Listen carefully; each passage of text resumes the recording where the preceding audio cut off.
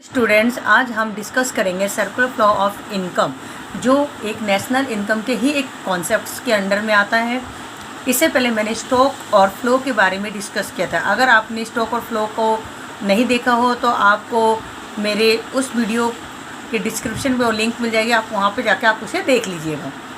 अब आज हम सर्कुलर फ्लो ऑफ इनकम करते हैं। सर्कुलर फ्लो ऑफ इनकम क्या होता है? जैसे नाम से ही कोई भी डेफिनेशन होती है या कोई भी टर्म्स होती है, हमारे वो टर्म्स हमारे हेडिंग्स में ही छिपे होते हैं। कुछ ऐसे टर्म्स और कुछ ऐसे टिप्स होते हैं जो बच्चे पहले उसे कवर कर लें।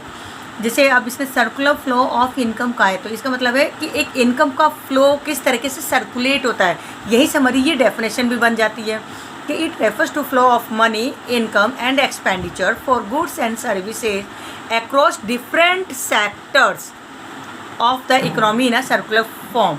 अब ये डिफरेंट सेक्टर्स कौन से होते हैं हमारी इकोनॉमी में? There are mainly 4 sectors. Household sector, जो जहाँ कंज्यूमर्स मिलते हैं। सेकेंड, फर्म सेक्टर, जहाँ प्रोड्यूसर्स अवेलेबल होते हैं। थर्ड हमारा होता है गवर्नमेंट सेक्टर, जहाँ पे कंज्यूमर और प्रोड्यूसर दोनों ही वर्क करते हैं। और फोर्थ होता है हमारा रेस्ट ऑफ द वर्ल्ड। जब हमारा ओपन इकोनॉमी आ जाती है तो हमारा रेस्ट ऑफ द वर्ल्ड यानी इट मीन्स एक्सटर्नल सेक्टर के नाम से, एब्रॉड सेक्टर के नाम से हम उसे जाने जाते हैं। तो इन चारों सेक्टर में जब इनकम का फ्लो सर्कुलेट होता है उसको हम सर्कुलर फ्लो ऑफ इनकम कहते हैं। इसलिए नॉर्मली हमने इसमें क्या डेफिनेशन करके कि मनी, इनकम एंड एक्सपेंडिचर किसका करते हैं? गुड्स एंड सर्विसेज का, डिफरेंट सेक्टर्स में, उसे ही हम सर्कुलर फ्लो ऑफ इनकम कहते हैं।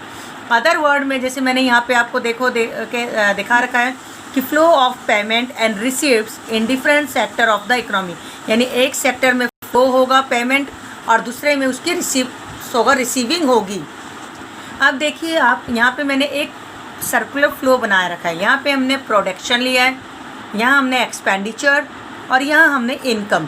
कभी भी किसी भी चीज़ का अगर फ्लो होता है, सर्कुलेट जो भी होता है इनकम का, ये 3 फेज है।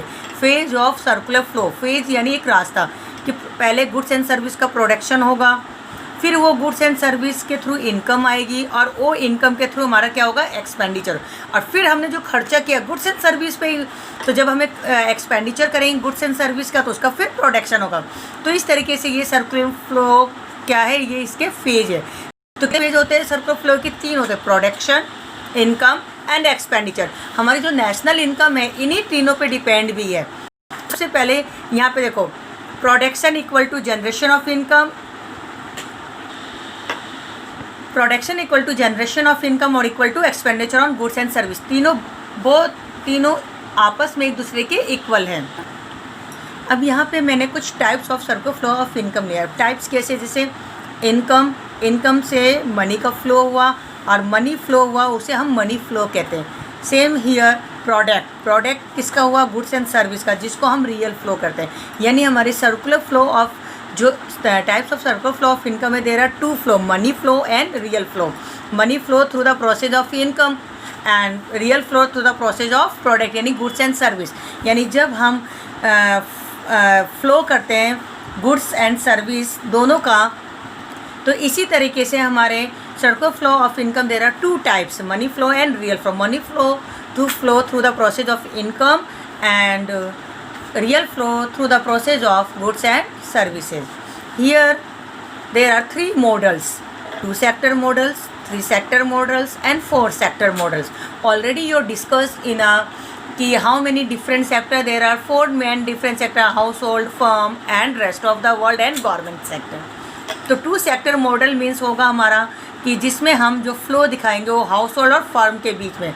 फर्म को हम प्रोड्यूसर सेक्टर भी कहते हैं। 3 सेक्टर में गवर्नमेंट एंटर कर जाती है और 4 सेक्टर में हाउस होल्ड और फर्म, गवर्नमेंट और रेस्ट ऑफ द वर्ल्ड। इस तरीके से हमारी ये 3 मॉडल्स आएंगे। नॉर्मली वैसे देखा जाए तो 12th स्टैंडर्ड में ओनली 2 सेक्टर मॉडल ही इंक्लूड है, बट इन फ्यूचर हमारे कॉन्सेप्ट्स क्लियर होने चाहिए। आगे आपको ये तीनों ही सेक्टर्स कवर करने पड़ेंगे। तो मेरे नेक्स्ट वीडियो में मैं आपको ये तीनों सेक्टर मॉडल्स को एक्सप्लेन करूँगी।